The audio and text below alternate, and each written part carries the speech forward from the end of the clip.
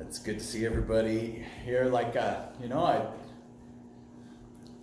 I'm good with basic math, and I think we've got a total of 45 as far as between the two services, and certainly that'll be one of the topics for a meeting at 12:30 is seeing if we can bring it all back together here. This morning, I would like to introduce or to get halfway through a sermon and I've preached it before. I've preached some of these before, but every time I come back to Ernie knows what this is like. You ever gone back to a sermon and not changed anything? Yeah, it doesn't happen. In fact, sometimes I go, wow, I can't believe I said that. Or, wow, I can't believe I believed that, 10 years ago. Or, wow, I would just really say it in a different way. And this is no exception. Number of alterations. When we think of the idea of apostasy is falling away. I still, and I mentioned it this morning. That one day I was standing right on the edge, and I look over and Stan's like, got his head cocked, and he's like, looking down, and making sure that I knew that I was about to cause uproarious laughter for everyone in the building, including myself, and falling off. Romans 5 says that we stand in grace, and so if we stand in grace, the grace wherein ye stand, or in which you stand, that gives us this idea that we could fall out of it. And I have completely eschewed. I've completely gotten rid of the language of losing salvation, because that makes it seem like I could just be walking along. Oh, there's a hole in my pocket. Oh, my salvation slipped out again. Oh, man. All right.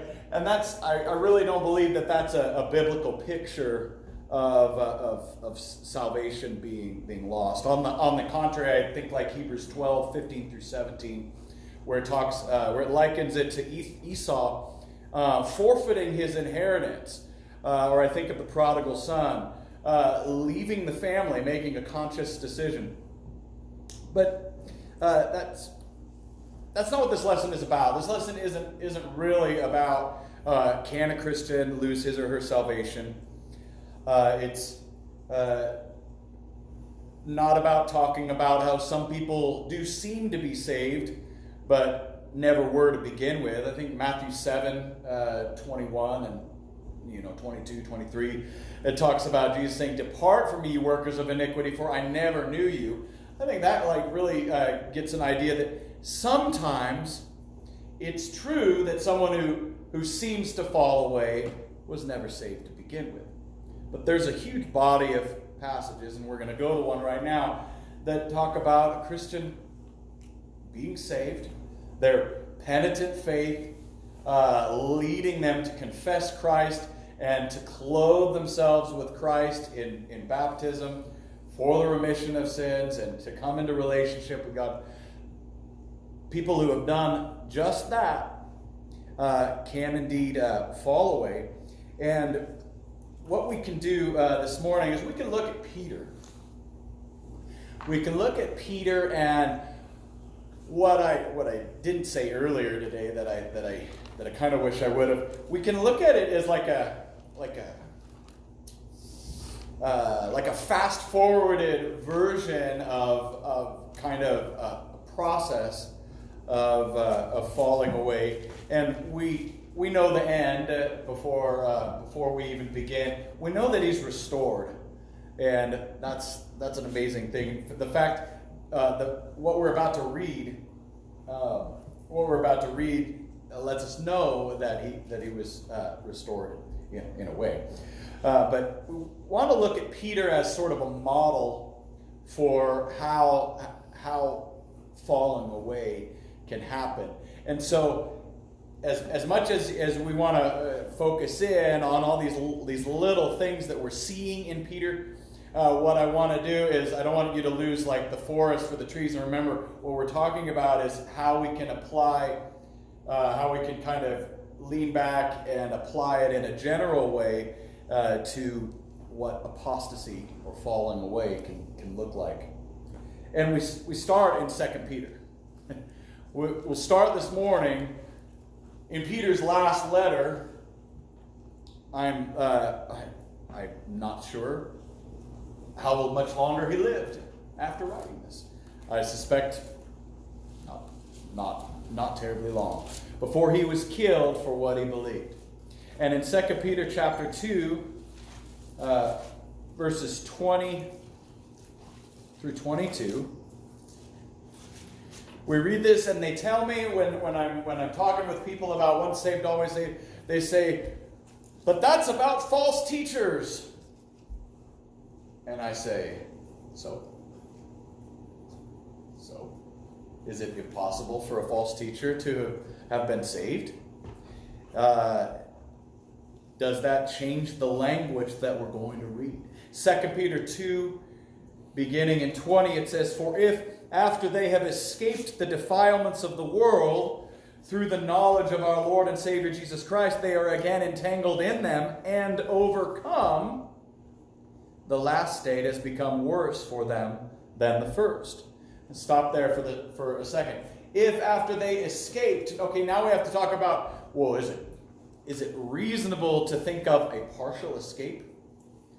I don't know.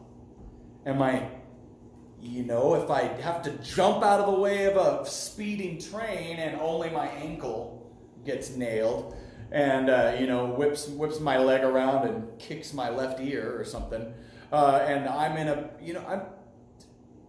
did I really escape? Partial escape doesn't make sense.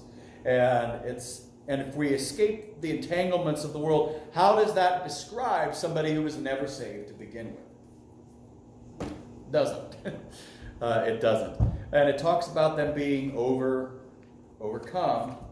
And then we read in verse 22, verse 21, for it would have been better for them never to have known the way of righteousness than after knowing it to turn back from the holy commandment delivered to them.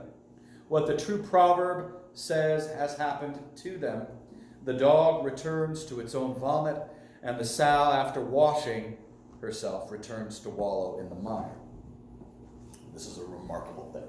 We're getting this from the horse's mouth, right?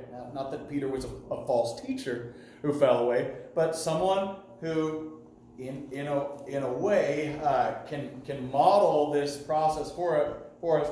Oh, and Peter didn't deny Peter.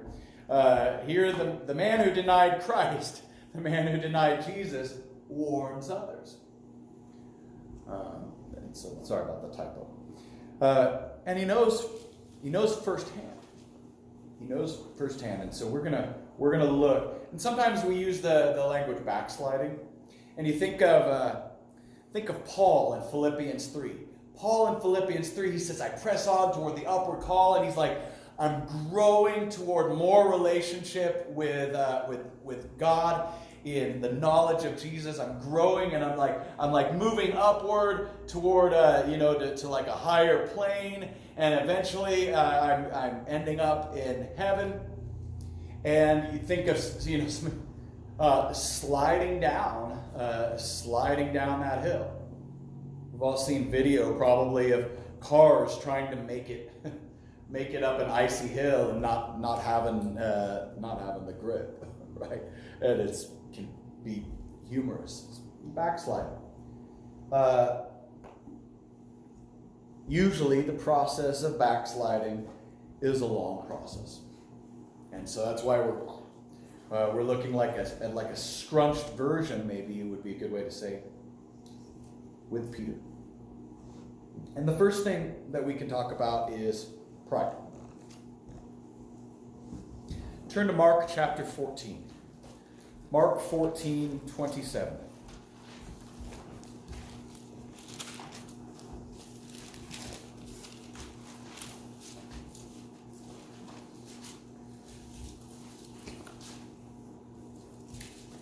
Mark 14:27. And as you read this, consider how many of the things he says about Peter that he's saying about all the rest of them. There's one thing that I think we can definitely point to and go, well, there's a difference between Peter and the rest. And that's what Peter's about to say. Mark 14:27. And Jesus said to them, "You will all fall away, for it is written, I will strike the shepherd, and the sheep will be scattered." Some versions say, "You all fall away this very night or this evening because of me." Verse 28. "But after I am raised up, I will go before you to Galilee." Peter said to him, "Even though they all fall away, I will not." And Jesus said to him, "Truly, I tell you, this very night, before the rooster crows twice, you'll deny me 3 times. But he said emphatically, "If I must die with you, I will not deny you." And they all said the same. They all said the same. You know what I don't think they all said? "Even if everybody else does, I won't." I think that the Spirit is keying us in on Peter. And Peter's boldness, brazenness perhaps, but I think that we're seeing some pride. There's something that separates Peter in his mind from the rest, huh? And so he claims he won't fall away or deny Christ, even though the others might. And I think that this we could be looking at a first step. A first step in sort of analyzing, breaking down a process of falling out of relationship with God, of forfeiting relationship with God. And so let's turn to Proverbs chapter 16.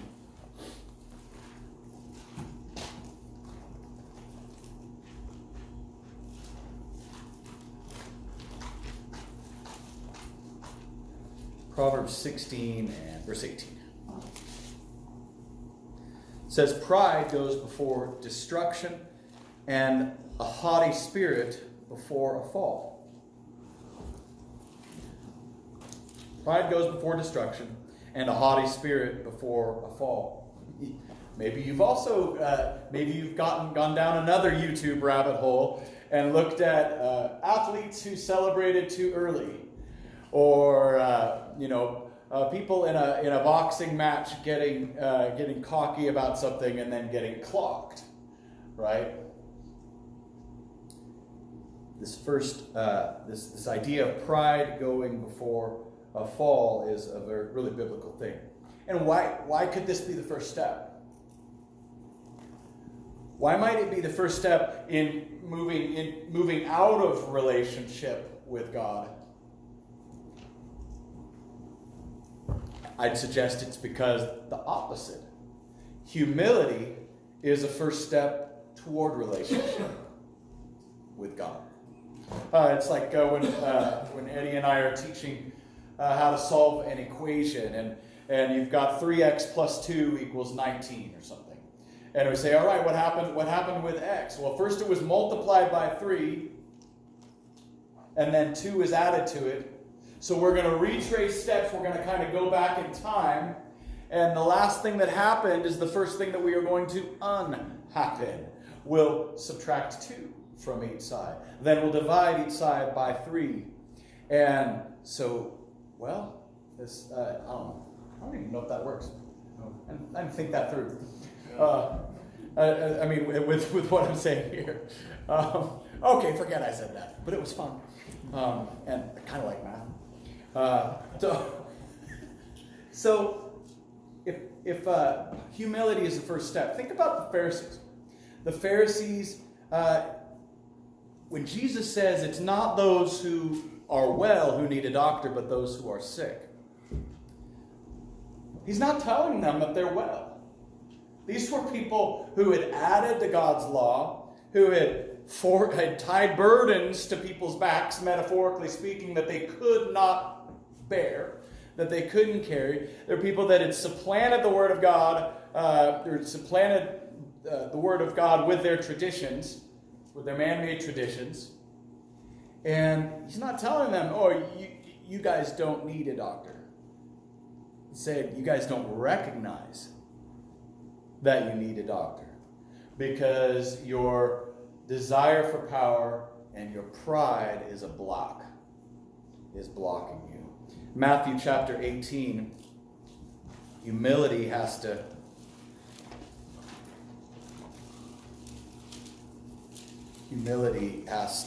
precede. We have to know that we're in need. That's why sometimes the most endangered species of soul on the planet is that awesome neighbor that you have right next to them that pays their taxes, comes and mows your lawn, helps you put your animals out to pasture, whatever, brings you the casserole when there's a death in the family or something. The really, really nice people sometimes can hardly conceive of the fact that they violated a standard that is just so far above them, and they can't see, they can't go, oh well, my drug abuse, my this, my that, it just brought me so low that it just put into relief my need for God, and something had to give, and I had to go up, had to go vertical with it. They can't. Sometimes those great people that you deal with every day can't see it, and there's a pride in that. It may not be a malicious pride, but there's a pride in that. And Matthew 18:1, at that time the disciples came to Jesus saying, "Who is the greatest in the kingdom of heaven?" And calling to him a child, he put him in the midst of them and said, "Truly I say to you, unless you turn and become like children, you'll never enter the kingdom of heaven. Whoever humbles himself like this child is the greatest in the kingdom of heaven." And so, if humility is a way in, the growth of some pride, that sort of cancer that can grow in us, can be a way to show us the door. So, 1 Corinthians 10. I like the beginning of 1 Corinthians 10 because it reminds us of the value of the situation with the Jews. It reminds us that, we have lots of positive examples, like Eddie mentioning Elijah and the prophets of Baal on Mount Carmel. And here we got a lot of negative examples in 1 Corinthians 10, but there's still value to those. 1 Corinthians 10, verse 11, it says, "Now these things happened to them as an example, but they were written down for our instruction, on whom the ends of the ages has come. The end of the ages has come. Therefore let anyone who thinks that he stands take heed, lest he fall." Peter thought he was standing, and then when Jesus was taken into custody, and we were maybe going to overthrow the Romans, and you were going to sit on the throne of Israel, and now you're in custody. This isn't how it was supposed to be, and that that brings us to the. Well, that doesn't bring us to the next point. I got my points mixed up. All right. Well, let's read from Mark chapter 14. And laziness.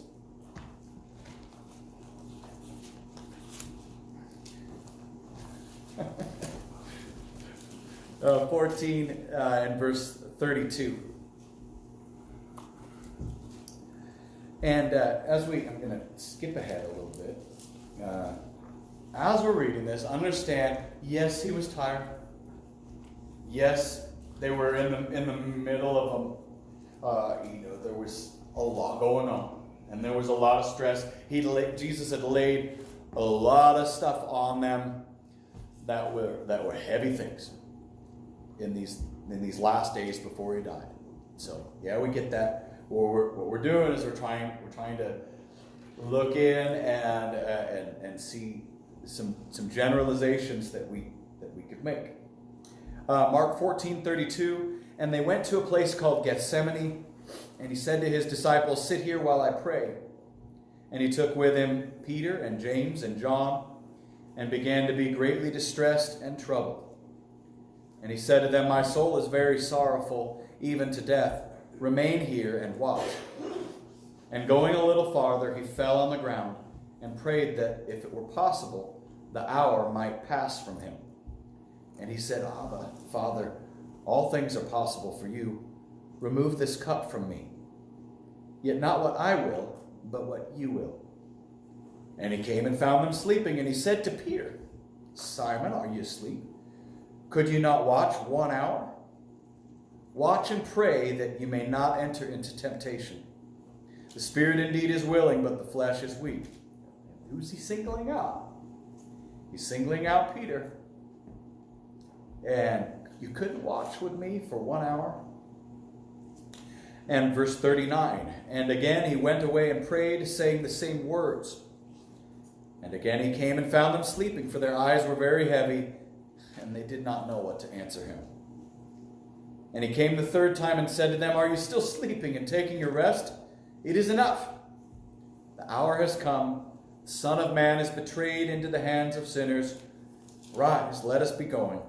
See, my betrayer is at hand." And when he said see, it was dark. And they could see. They could see the path up with the torches burning. They could see that group of soldiers and Judas coming toward them from a distance. In fact, when you look at we watch those videos, videos in the time of COVID, right? But when you look at the geography of that area, if he'd really wanted to get away, he would have gotten away. And because all these places were visible from each other. So Peter, back to Peter, told to keep watch, falls asleep, and he's just not really prepared. He says he's not prepared for what happens next. What happens next is not what he hoped for. Right? He's willing to die if they're going to fight. If they're going to fight, all right, let's fight. Let's fight for you to be on the throne, to fulfill some of our notion of what the Messiah is going to be. Well, that doesn't pan out. And we'll see he's thrown into a situation, where he was expected to rise to an occasion that was not what he expected. And he doesn't have what it takes to rise to that occasion. In Luke 21 is another place that Jesus says, "Hey, be vigilant." And it's hard. It's hard, like a traumatic experience or whatever, a really stressful time. It's hard to stay at that elevated level of awareness. Nobody can, like the soldier who's breaching, breaching a room, or they're clearing a building. That's high alert. That's high tension, and it's unsustainable for long periods of time. Peter's not there. He's down here, but it's still at a higher level. And Jesus, he still wants us to rise to the occasion and be vigilant all the time. Luke 21:34, "But watch yourselves, lest your hearts be weighed down with dissipation and drunkenness." That's a weird word, dissipation. Sometimes it means like that partying type of thing, but I think its most basic meaning is just wastefulness, wasting resources, wasting time on not useful things. Let your heart be weighed down with dissipation and drunkenness and cares of this life, and that day come upon you suddenly like a trap, for it will come upon all who dwell on the face of the whole earth. But stay awake at all times, praying that you may have strength to escape all these things that are going to take place, and to stand before the Son of Man. Peter's just really not ready on the level that he needed to be. Now, again, what we're seeing, if it's right to look at it this way, we're seeing a fast-forwarded version of a process that's usually a long process. Hebrews 2 says that falling away is like drifting. So much of the time, falling away is just drifting away. Like that boat, right? Probably all of you have put a boat or a raft or an inner tube or something on the beach and didn't tie it down, and it's, before you know it, it's a long way off. Drifting. Got to be anchored. Hebrews 2:1-3. Therefore, we must pay much closer attention to what we have heard, lest we drift away from it. For since the message declared by angels proved to be reliable, and every transgression or disobedience received a just retribution, how shall we escape if we neglect such a great salvation? It goes on from there. Don't drift away. And so that's sort of a lazy sort of thing. Letting that boat drift away, letting yourself drift away. Cowardice is the last thing we'll talk about this morning. And it's funny to think about how Peter was really bold on some levels, but kind of cowardly on other levels. And I really do believe that he was prepared to fight. He was prepared for the physical fight, but he wasn't prepared for the fight that really faced him, which was more of a spiritual thing. In Mark 14, back over there, we'll see he follows at a distance.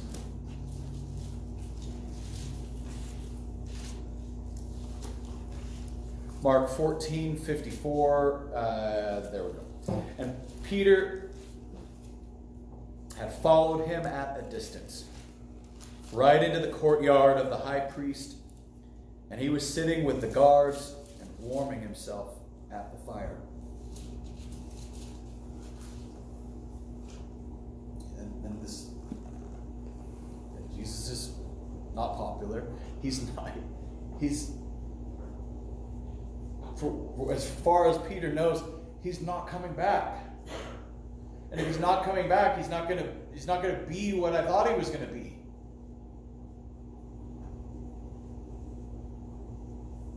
He's not prepared for the challenge of dealing with ridicule or persecution. And so we ask ourselves, are we? Are we ashamed to be seen carrying the Bible? Are we quiet in giving thanks, or really, really, really super duper selective about when we mention God? Are we hesitant to be with other Christians? Are we shy to tell someone we are a Christian?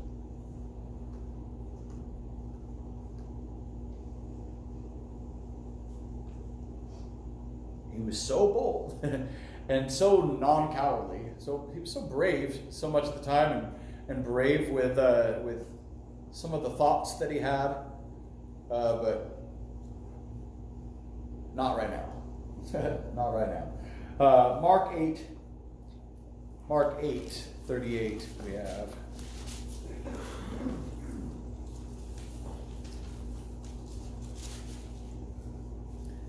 And we'll continue this. We'll continue it next week, and we'll read more of how things went down with on the night before Jesus died.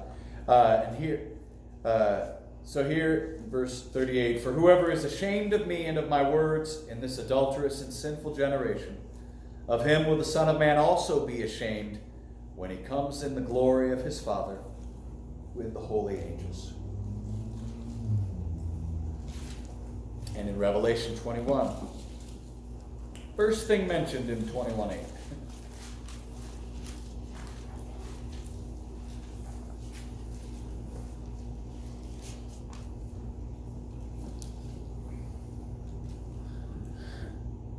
It says, but as for the cowardly, this is Revelation 21:8, but as for the cowardly, the faithless, the detestable, as for murderers, the sexually immoral, sorcerers, idolaters, and all liars, their portion will be in the lake that burns with fire and sulfur, which is the second death. So we end with these 3 points. So there's more points I want to make next week. And we've got like this negative, kind of a negative picture. Peter's net positive, though, isn't he?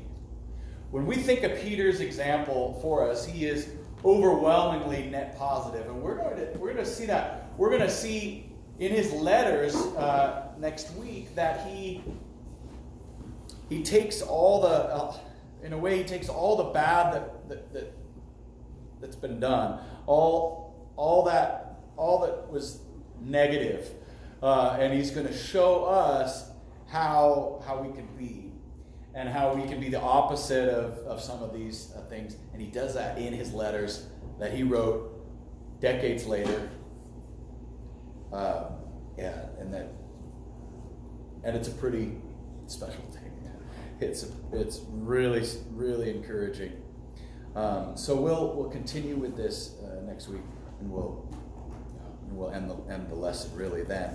For right now, we'll kind of stick a fork in it and remind ourselves that it's convenient. It's not the only time that we talk to each other.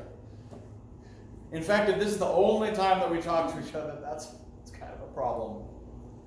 We'll be studying about that, right? But it's a convenient time, and it's a time that we've set aside. I don't always know what is going on in everybody's heads. Imagine that, not knowing what we're thinking if we don't tell each other. And so if you have a need, maybe you're struggling with something physical, nobody really knows about it. Maybe you're struggling with something spiritual and nobody knows about it. We make a lot of jokes about safe spaces. And the whole concept of like a space safe on a space safe? A safe space? Usually I do that on purpose. That I'm not so much. A safe space on a college campus or something. And we think about how silly that is, but quite literally, the church, not this building, but the church of God is the safe space for humanity God set up. He didn't create us to be locked up in our houses. He didn't create us to not be around each other, to not get together and eat and enjoy each other and study and play games and do all these sorts of things. He didn't create us that way. This is a safe space. And when we are able to keep lines of communication very open, that's when people really thrive. There's a reason people get into gangs, and people gotta have their clubs and gotta have this and gotta try to find community.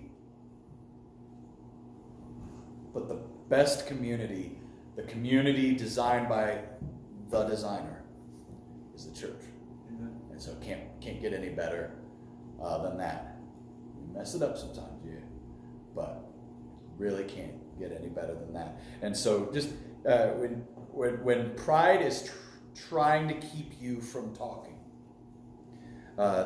keep that in mind, that this is literally, and no joke, supposed to be a safe space. It's supposed to be the safest of them all. And so if you have a need, spiritual need, physical need to come to God, return to God, or come to God for the first time, then we can help you with that as we stand and sing this last song. Sweet are the promises